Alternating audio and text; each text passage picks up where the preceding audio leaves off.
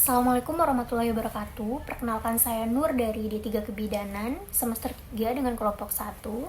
Baik, di sini saya akan membahas tentang tantangan layanan kesehatan ibu dan janin di era JKN. Baik, sebelumnya kita mesti tahu dulu. Jadi sejak diberlakunya Jaminan Kesehatan Nasional atau JKN itu tahun 2014, akses masyarakat terhadap pelayanan kesehatan itu meningkat signifikan.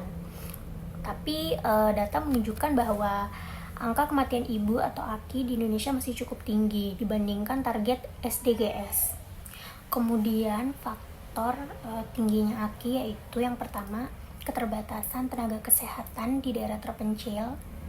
Nah, karena keterbatasan di daerah terpencil ini juga yang membuat tenaga kesehatan yang lainnya itu juga tidak berkenan untuk ke sana, karena sebagian dari banyaknya tenaga kesehatan kalau di daerah-daerah terpencil itu banyak yang kurang, kebanyakan itu di bagian kota.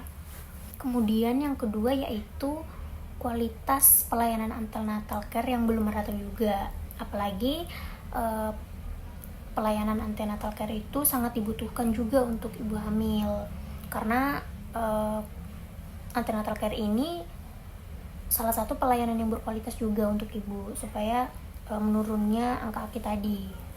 Kemudian yang ketiga itu ada hambatan administrasi rujukan dalam jenjang BPJS.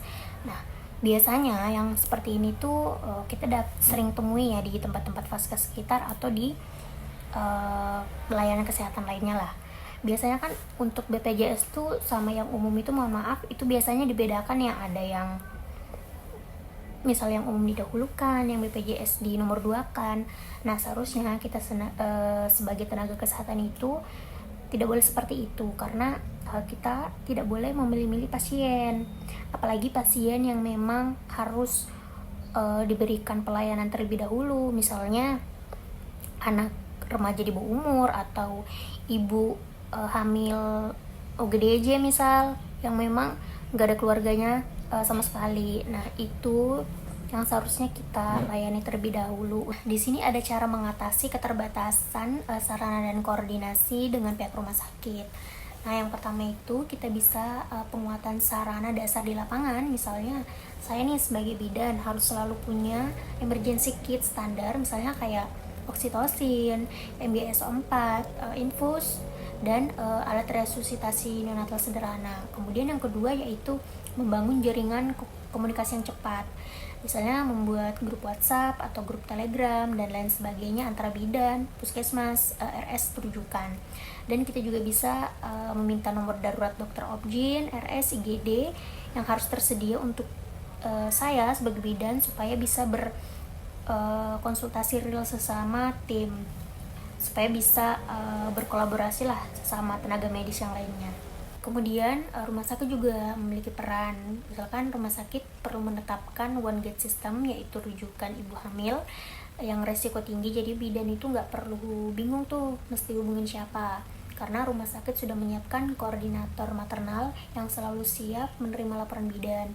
Kemudian dukungan material dan pemerintah desa bisa membantu sarana transportasi, misalnya kayak ambulan desa atau mobil siaga. Kemudian kesimpulan dari semuanya yaitu supaya JKN ini lebih efektif di pelayanan maternalnya, rumah sakit juga harus membuat alur layanannya cepat, jelas, dan juga mudah. Kemudian kita sebagai tenaga kesehatan juga perlu berkolaborasi dengan tenaga kesehatan, tenaga medis, pemerintah, Binsos, dan HAM untuk mengurangi AKI yang terus meningkat di setiap tahunnya, serta dapat terciptanya kesejahteraan ibu dan bayi.